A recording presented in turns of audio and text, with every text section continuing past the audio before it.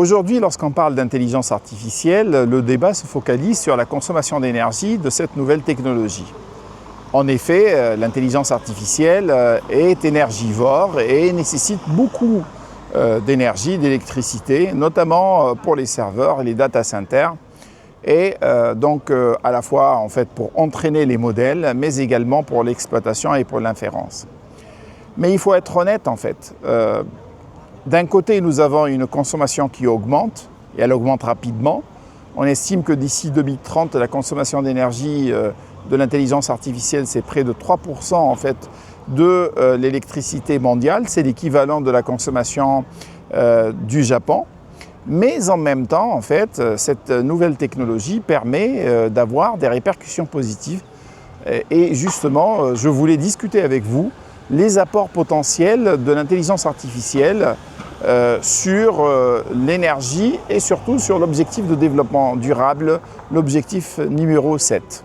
Donc si l'on se place du côté de l'objectif de développement durable numéro 7, l'enjeu est clair, c'est de garantir l'accès à tous une énergie abordable, une énergie fiable et une énergie moderne et durable. Et donc cet objectif n'est pas uniquement pour la production d'électricité, il est également pour la qualité et l'efficacité énergétique, l'intégration des énergies renouvelables et la maîtrise des coûts plus généralement. Sur ce terrain, justement, l'intelligence artificielle pourrait apporter beaucoup de choses et pourrait jouer un rôle positif. Parce que les systèmes énergétiques aujourd'hui sont devenus beaucoup plus complexes qu'hier. Et l'intelligence artificielle pourrait rentrer justement pour résoudre une partie de cette complexité. Donc nous avons de plus en plus d'énergies renouvelables dans le système, comme le solaire, l'éolien, mais également en fait la géothermie. Et c'est une excellente nouvelle. Ces énergies sont variables parce que le soleil ne brille pas toujours, le vent ne souffle pas toujours. Et donc il faudrait justement pouvoir réguler cette variabilité. Et donc il faudrait des équipements connectés pour la production décentralisée et il faudrait gérer également le stockage à travers les batteries. Dans ce nouveau contexte, en fait, produire de l'électricité c'est bien, mais il faut prévoir, coordonner, optimiser, réagir en temps réel. Et pour cela, l'intelligence artificielle pourrait jouer un rôle fondamental. Un premier exemple, ce sont ce qu'on appelle les smart grids, les réseaux intelligents. Donc un smart grid, c'est un réseau capable de mieux observer ce qui se passe, de mieux circuler l'information entre les acteurs et mieux ajuster les flux d'électricité entre producteurs et consommateurs. À l'aide de l'intelligence artificielle, les réseaux peuvent anticiper les pics de consommation, prévoir qui produit et qui consomme et articuler ça de manière complètement autonome. On pourrait aller jusqu'à justement l'émergence de ce qu'on appelle les contrats intelligents. Et les contrats intelligents s'auto-exécutent entre les producteurs décentralisés et les consommateurs décentralisés. Donc les réseaux intelligents sont au cœur en fait de la transition énergétique et l'intelligence artificielle joue un rôle fondamental. Le deuxième exemple d'application en fait de l'intelligence artificielle, c'est ce qu'on appelle les smart metering ou les smart meters. Ce sont les compteurs intelligents. Ces compteurs intelligents peuvent justement jouer un rôle très important sur la consommation, puisque les consommateurs informés, lorsqu'ils ont l'information, peuvent changer de comportement. Et le changement de comportement, c'est une des dimensions fondamentales de la transition énergétique. Donc pendant longtemps, les consommateurs ont été relativement passifs dans les systèmes énergétiques, mais avec les compteurs intelligents, ils peuvent devenir plus actifs, mieux informés, plus capables d'ajuster les comportements et lorsqu'ils sont accompagnés notamment d'outils simples, lisibles et utiles. Donc ces innovations apportées par l'intelligence artificielle permettent justement un changement de comportement plus rapide. Le troisième aspect, c'est l'intelligence artificielle pourrait jouer un rôle très important dans l'intégration des énergies renouvelables. Comme on le sait, plus une économie se décarbone et plus elle va utiliser en fait les énergies renouvelables et il faut gérer l'intermittence.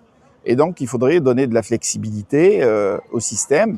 Et l'intelligence artificielle joue un rôle très important comme interface ici entre les différentes données pour avoir des décisions opérationnelles, prévoir la production solaire, estimer en fait la consommation et la demande locale, piloter le stockage, coordonner les recharges pour les véhicules électriques, etc. Et donc là, l'intégration des énergies renouvelables nécessite fortement de l'intelligence artificielle. Et là, on voit que l'IA, elle est en train de donner justement ce mou nécessaire et elle est en train d'accompagner l'intégration croissante des énergies renouvelables dans les systèmes. Donc, l'ODD7, à travers ces 3 exemples, bénéficie donc de l'apport de l'intelligence artificielle, parce qu'il faut rappeler que l'ODD7 n'est pas uniquement offrir de l'électricité et de l'énergie, c'est offrir, mais avec de l'énergie fiable, durable, accessible et efficace. Et l'intelligence artificielle peut jouer un rôle dans tout le système énergétique pour permettre les changements qualitatifs et quantitatifs. Alors, certaines estimations sont relativement positives et elles montrent que l'intégration de l'intelligence artificielle permet des gains d'efficacité et d'efficience, d'efficacité énergétique, beaucoup plus importantes que ne sont sa consommation, qui, rappelons-le, ne serait que de 3% de l'électricité mondiale d'ici 2030. Donc, c'est une question d'arbitrage entre les avantages de cette intégration et les coûts de cette intégration. Donc, le débat public, il a beaucoup porté et a pointé les aspects en fait négatifs, le coût, mais il faudrait également, pour être objectif, regarder le côté justement avantage et faire l'analyse coût-avantage de l'IA. Le débat n'est pas un débat technologique, c'est un débat d'orientation. Et c'est vraiment le débat sur la gouvernance de l'IA. Le débat, ce n'est pas pour ou contre l'IA, mais quelle IA voulons-nous et de quelle manière on va faire ces usages, notamment en matière d'énergie. Premièrement, il faudrait aller vers un sens technologique d'une IA moins énergivore et donc produire des IA locales qui réduisent leur consommation d'énergie, plus sobre et plus flexible. Mais en même temps, il faudrait accroître les usages de l'IA en matière de réseaux intelligents, de comportements intelligents, donc interférer avec les comportements des individus et également permettre une meilleure intégration des énergies renouvelables.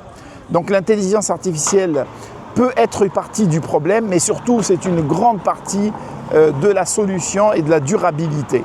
Et donc c'est une question d'orientation et il faudrait façonner cette IA intelligente, cette IA qui permettrait de résoudre le problème de l'ODD7 et des ODD en général. C'est toujours possible et un bilan devrait être tiré d'ici 2030 sur le réel apport de l'IA par rapport à ce qu'elle a coûté en termes d'énergie.